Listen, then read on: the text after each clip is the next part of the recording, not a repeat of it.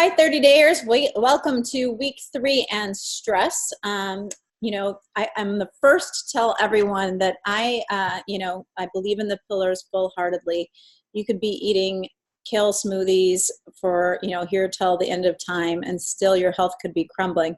And often what I see as the pillar that is crumbling is stress. So when I talk to people on a one-to-one basis, this is often where I see kind of, the problem at firsthand. I almost wish I had a degree in psychology. I do not, so I do not try to treat it, but I do understand where, maybe the issues might be coming from. So today we are going to be talking all about stress, in particular stress and weight gain. But first, I just wanted to give a little bit of a background. Currently, there's 1 in 6 Americans taking some kind of anti-psychiatric medication for stress, antidepressants leading the way, anti-anxiety and antipsychotic drugs closely there behind. So, that's obviously a major player in terms of overall health. And you guys saw my email, between 75 to 90% of all doctor's visits are related to some kind of stress condition. I also personally, feel that stress played a major role in terms of the onset of my autoimmune disease almost 18 years ago today. Working full time, I was a brand new mom, training for extreme events, not sleeping. All of those are kind of recipe for a stress disaster, and left me pretty much sick and down and out. So I am personally very, careful with my stress levels. Not that I'm perfect in dealing in this area at all, but I do try and have several tools in my toolkit to deal with ongoing stressors. So in the short term, stress is a good thing. You're almost in a car accident or somebody's chasing you. Your body prepares for fight or flight. And, usually this leads to like decreased hunger. Your adrenaline is rushing, your epinephrine, all of these hormones make you ready for action. And typically that, your body is not prepared for digesting food or anything like that. So in the short term, a lot of people end up, not eating as much, losing weight in short-term stressful situations. Unfortunately, the stressors of today are long-term and chronic for many, many people, whether it's job, money, kids, so many things, grief, obviously. But those things that weigh on you day in and day out, and I often tell people, even technology, it's omnipresent these days and creates that low-level stress on a daily basis. Those kind of things, that's what we're dealing with. And so in the long term, that's what I want to focus on today, what stress is doing to us and how it's impacting our health. And mainly, in particular today, we're going to focus a little bit on weight.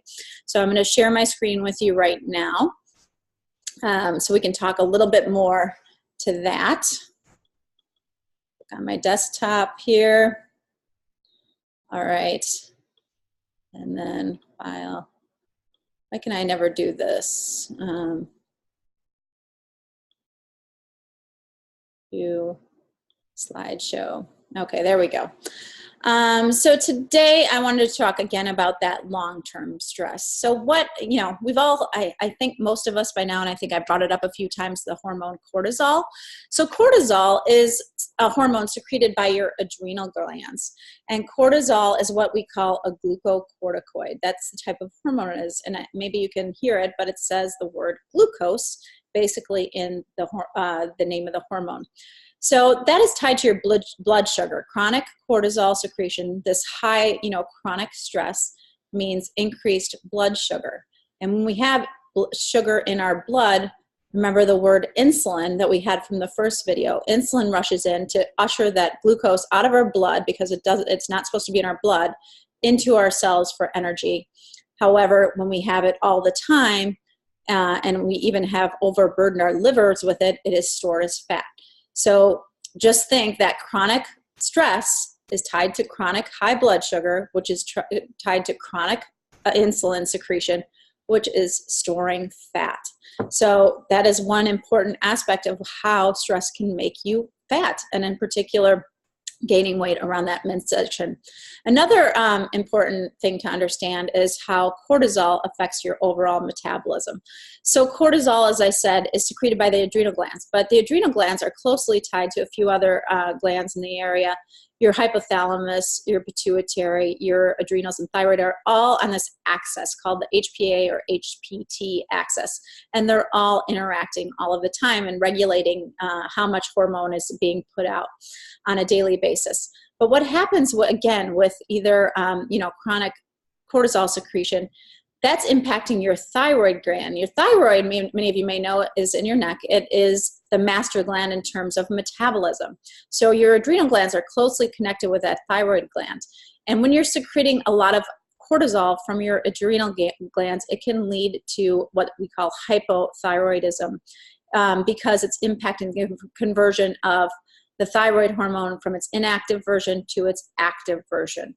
So cortisol actually impacts that conversion, therefore impacting your metabolism. And typically it relates in hypo or low thyroidism, which in turn slows down your metabolism and causes you to burn less. So again, cortisol causing you to hold on to weight, to gain weight. Third thing that excess stress can do is it impacts your microbiome, which we've talked a little bit about again in week 1. But your microbiome is that community of organisms that lives in and on you.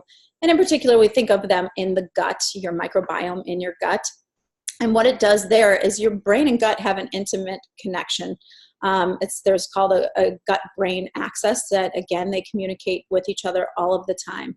And when you're under chronic stress and secreting those kind of hormones, your brain alters your gut microbiome, often proliferating the bad guys, the bad bacteria, and also decreasing the amount of good hormones being produced, such as serotonin. 90% of that is produced in your gut, and it impacts the ability of those hormones to be produced. So you're altering your microbiome, and a bad gut and not having the right balance of hormones and the right balance of good guys versus bad guys causes weight gain.